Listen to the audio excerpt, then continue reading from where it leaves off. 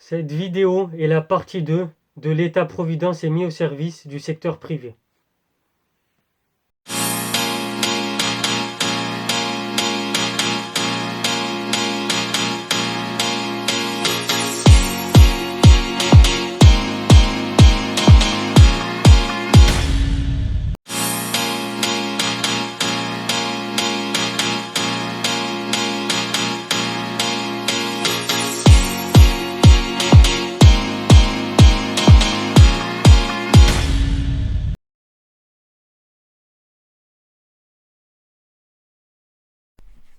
Bonjour à toutes et tous, citoyens éclairés, salam alaikum, welcome ala ketal. J'espère que vous allez bien.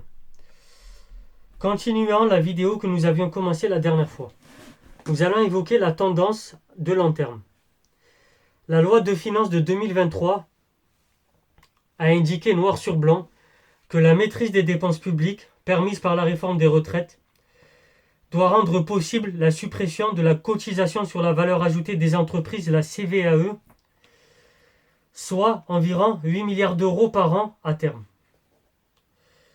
Donc, la réforme des retraites servirait de variable d'ajustement pour la suppression d'une taxe dans les entreprises de l'énergie et de la finance, parmi celles qui réalisent actuellement les super profits les plus spectaculaires, je vous le rappelle, sont parmi les principales bénéficiaires.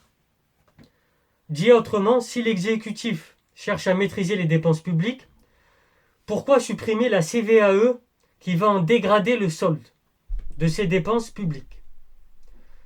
Donc, ce projet de réforme des retraites est comme une nouvelle confirmation de l'hypothèse que nous avons récemment formulée dans la première partie et qui est issue du livre, encore une fois, Un pognon de dingue, mais pour qui? De Olivier Petitjean et de Maxime Combes. En fait, dans ce livre, ces auteurs disaient que, en gros,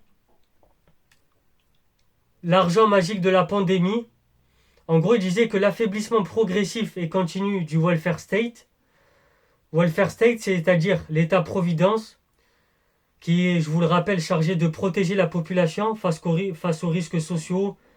Je parle du chômage, des handicaps, de la maladie, du vieillesse, de l'accident. Donc, pour eux, le welfare state, c'est le corollaire de l'accroissement continu des aides publiques aux entreprises. C'est ce qu'ils ont démontré dans leur livre. En fait, ils disaient que sous diverses formes, par des subventions, par des crédits d'impôt, par des baisses de cotisations, par des cadeaux fiscaux, des niches fiscales, en fait que ces aides n'étaient jamais assorties de conditions économiques, sociales et fiscales ou écologiques. En gros, on accordait les aides sans contraindre les entreprises à adopter notamment des réformes qui permettraient d'améliorer tout ça. Donc, on va parler d'un autre anglicisme qui s'appelle le corporate welfare. C'est pour caractériser cet État-providence qui est mis au service du secteur privé. Corporate welfare. Donc, c'est une tendance à long terme. Ces auteurs ont montré que les aides publiques aux entreprises avaient augmenté de 7,2% par an en moyenne entre 2006 et 2018 pour atteindre 140 milliards d'euros, soit une croissance 5 fois plus rapide que le PIB et 2,5 fois plus rapide que les pensions de retraite et les aides à la dépendance sur la même période, c'est-à-dire 2006-2018. Dit autrement, la dégradation des finances publiques, cette dégradation, depuis 2 décennies en France au moins, s'explique bien davantage par l'augmentation des aides publiques au secteur privé que par le prétendu dérapage des dépenses sociales en France. Pourquoi j'évoquais une cagnotte de 60 milliards? En gros, depuis 2019, la tendance s'est accélérée.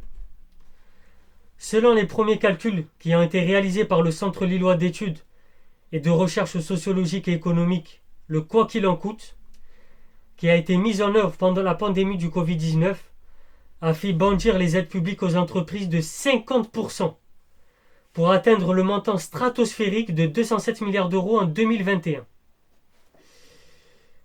ramener le montant de ces aides au montant initial de 2018 dégagerait une cagnotte budgétaire de plus de 60 milliards d'euros.